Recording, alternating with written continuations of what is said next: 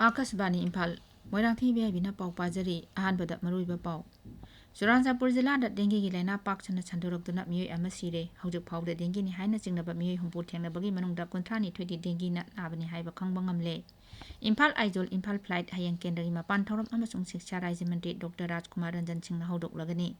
University Grant Commission Hairi Edutech Company Singa Foreign Educational Institution Singa Kusamnadana Online PhD Program Sing Pangthok Libasi Makoina Masak Khangde Amasung Pradhan Mantri Narendra Modi na Gujarat ki Vadodara Indian Air Force ke C295 MW Transport Aircraft Manufacturing Project hayang jatra hullagani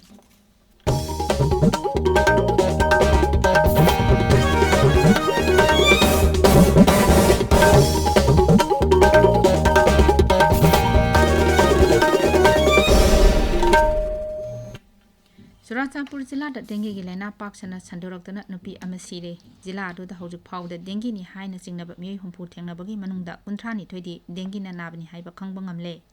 jila adu gi district malaria officer Dr. Liangong Muana Paumi Singda hai dengue na maram oiduna laikhidaba mioi adu college bengdagini maan hai hojik phawda thengnariba anaba sing asima pung aina singhat henglep amasung Saikot subdivision singdagini official oina khangriba dengue na naba mioi kaya leramkhigani haibagi jingnaba leiri jila adu da pakchana laichat asi khangdoknaba test tawbagi khudong chaba du leitabana maram oiduna atopa anaba kaya yamna leramkhigani haiba ngamdri anaba singe sample sing lawduna Imphal gi rims amasung Jennings ta aroibo ina changyeng tawnaba thakre man hai dengue lenagi akaknaba hidak leitabana leina asidagi ngakthongnaba khwaidagi phaba pampai di ising sing makhum khumjinbiba amot akai sing paisinduna thambidaba amasung tumba matamda kankal sijinabiyo man hai authority na dengue lena pakchana chandoraliba mafam singda fogging gi thabak paikhatle leina asina awaba taraba imung singda miyamna mateng pangli lanai clinic singda leina asi test tawbada sel yamna changi maram aduna yaribi makhai district hospital amasung IDBS center singda lemna test tawnaba mangna appeal tawki Manipuri International Textile Expo gi matangda miyamda hena khanganabagi pandamda Manitex Cycle Rally ama ngasi ayu Imphal gi Kangla gi nongchup thangba gate gi Textile Commerce and Industry Mantri Nemcha ke gena lamthakre Cycle Rally aduna lamsang bazar khurkhul phaidinga phawduna chatlaba matungda Nilakoti da leiba Arban hatta thungkhre mafam aduda pangthokpa thoramda Manipur Handloom and Handicraft Development Corporation gi chairman Khongban Tabam Ibom Chana Rally duda saruk yakhiba singbu taram okre Manipur International Textile Expo asi Manipur gi Handloom Handicrafts amasung textile gi phirol amadi potlam singbu malengi miyamde hena khanghanaba amasung pothok sing asi leiba yonbagi thabak hengalhanabagi pandamda pangthokpa expo amani kumsi chahi oina expo asi mathang thagi mangadagi horaga tramari phawba pangthokani thoram asi Rajya Sarkar gi Directorate of Handlooms and Textile amasung Manipur Adventure and Mountain Biking Association punna khusamnaduna sembani Imphal Aizol Imphal Flight hayeng kendari mapan thoram amasung Shiksha Rajya Mantri Dr. Rajkumar Ranjan Singh na hodoklagani hodokpagi thoram Imphal gi Bir Candidate International Airport ta pangthokani Alliance Air gi cherol amana hai RCS Uran Scheme gi makhada flight sing asi chayol amagi manungda mangarak paigani Aizol gi lengpai airport ta pangthokpa hodokpagi thoramda kendra gi Civil Aviation Mantri Jyotira Aditya Sindhya amasung Civil Aviation gi Rajya Mantri General VK Singh saruk yagani Kasbani Imphal da Vigilance Awareness Week tha asigi kuntramathadagi horaga mathang thagi taruk phawba pangthokani chayol palan asi hodokpa numitki ayuk pung 13 da Kasbani Imphal gi staff khudikmangna saruk yaduna integrity gi matangda wasak logani Kendra gi Parliamentary Affairs Mantri Prahlad Joshi na hayeng Dimapur gi Jumu ke dimada pangthokpa ahanba awang nokpagi geology amasung mining mantri singi mifamda athoiba mitung oina saruk yagani mifam asigi ahanba session asida awang nokpok rajya singi mantri singna tongan ba geological activities amasung mining gi matangda wapung kaya khanagani ani suba session dana awang nokpok lamdangi mantri singna khanane na ke wapung kaya kendra gi mantri ga punna khanaduna thabak oina pangthoknaba wari sagani Pradhan Mantri Narendra Modi gi pungningi wa man ki baat thasi gi kuntra hayeng nongmajing numit ki ayuk pung 13 da chandokani handaki asina Pradhan Mantri gi mafudra mari suba man ki baat ni thoramasi Akashbani Imphal yauna Akashbani gi station khudingmakda relate tawduna chandokani Pradhan Mantri na wangang bahek loibaga madugi Manipuri wahanthok Akashbani Imphal gi Kangla amasung Sangai channel animakda chandokani madu numidang pung 7 da suk amu hanna chandokani ꯊꯧꯔꯝ ꯑꯁꯤ LRS ꯆꯨꯔꯆꯥꯟꯄꯨꯔꯗꯁꯨ relate ꯇꯧꯒꯅꯤ ꯑꯇꯩ ꯂꯣꯟꯁꯤꯡ ꯃꯥꯔ ꯄꯥꯏꯇꯦ ꯀꯕꯨꯏ ꯄꯥꯎꯃꯩ ꯊꯥꯗꯧ ꯃꯥꯎ ꯑꯃꯁꯨꯡ ꯇꯥꯡꯈꯨꯜ ꯂꯣꯟꯗꯅ ꯃꯊꯪ ꯅꯨꯃꯤꯠꯇ ꯁꯟꯗꯣꯛꯀꯅꯤ ꯇꯥꯕꯤꯔꯤꯕ ꯄꯥꯎ ꯑꯁꯤ ꯑꯀꯥꯁꯕꯥꯅꯤ ꯏꯝꯐꯥꯜꯗꯒꯤꯅꯤ ꯌꯨꯅꯤꯚꯔꯁꯤꯇꯤ ꯒ꯭ꯔꯥꯟ ꯀꯃꯤꯁꯟ UGCꯅ ꯍꯥꯏꯔꯤ ꯏꯗꯨꯇꯦꯛ ꯀꯝꯄꯅꯤꯁꯤꯡꯒ ꯐꯣꯔꯦꯟ ꯑꯦꯗꯨꯀꯦꯁꯅꯦꯜ ꯏꯟꯁꯇꯤꯇ꯭ꯌꯨꯁꯟꯁꯤꯡꯒ ꯈꯨꯠꯁꯝꯅꯗꯨꯅ ꯑꯣꯟꯂꯥꯏꯟ PhD ꯄ꯭ꯔꯣꯒ꯭ꯔꯥꯝꯁꯤꯡ ꯄꯥꯡꯊꯣꯛꯂꯤꯕ ꯑꯁꯤ ꯃꯈꯣꯏꯅ ꯃꯁꯛ ꯈꯪꯗꯦ ꯃꯁꯤꯒꯤꯗꯃꯛ UGCꯅ ꯑꯌꯥꯕ ꯄꯤꯗꯦ ꯃꯍꯩꯔꯣꯏꯁꯤꯡꯅ ꯑꯣꯟꯂꯥꯏꯟ PhD ꯄ꯭ꯔꯣꯒ꯭ꯔꯥꯝꯒꯤꯗꯃꯛ ꯑꯦꯗꯚꯔꯇꯤꯁꯃꯦꯟ ꯀꯌꯥ ꯇꯧꯔꯛꯂꯤꯕ ꯑꯗꯨꯗ ꯂꯥꯟꯅ ꯆꯪꯁꯤꯟꯗꯅꯕ ꯍꯥꯏꯔꯤ ꯃꯍꯩꯔꯣꯏꯁꯤꯡꯅ PhD ꯇꯧꯅꯕꯒꯤꯗꯃꯛ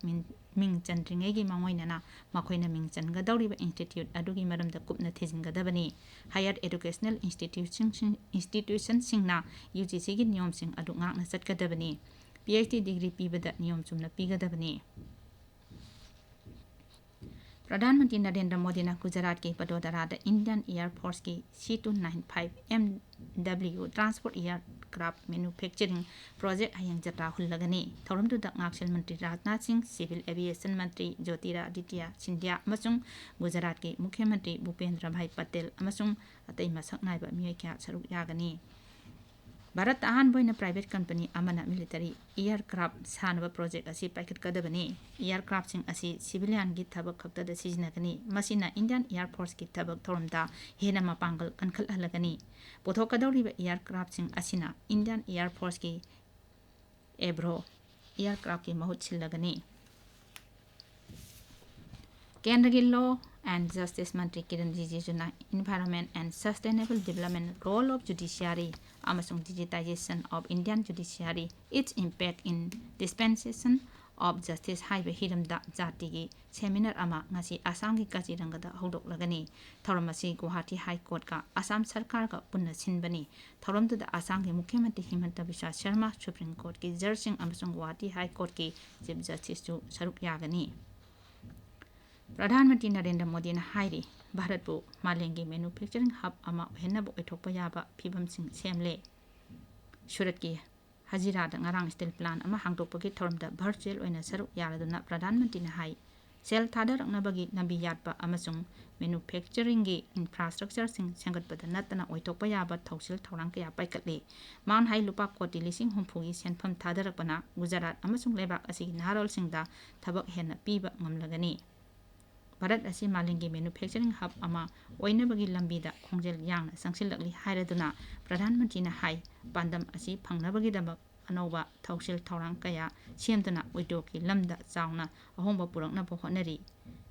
स्टील इंडस्ट्री की लमदा चावखलकलिबसिंग असी येंगलगा इं 2023 फावगी मनुंगदा भारत को मपुंग फाना चावखलबा लेबाक अमा ओहेनबा थमलिबा पांदम असी सोइदना फंगनी हाइबगी थाजबा लेरे हाइनसु प्रधानमंत्रीना मखा ताना फोंदोखी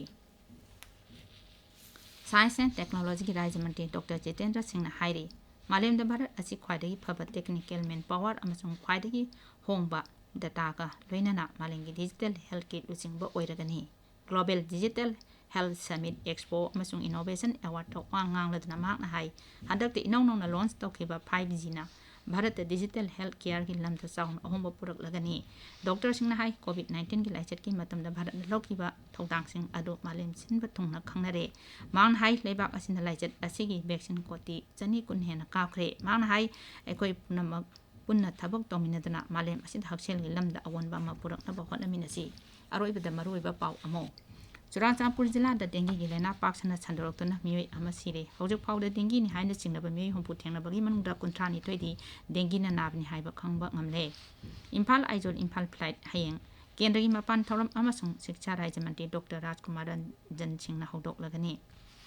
यूनिवर्सिटी ग्रांट कमीशन हाइरी इडुटेक कंपनी सिंगा फॉरेन एजुकेशनल इंस्टीट्यूशन सिंगा खुसमनदुन ऑनलाइन PhD प्रोग्राम सिंग पांगथोकलिबा असि मखोइना मसक खंगदे अमसुंग प्रधानमंत्री नरेंद्र मोदी ने गुजरात की वडोदरा इंडियन एयरफोर्स की C295MW transport aircraft manufacturing project हयेंग जत्रा हुल्लगनी पाउलैजरे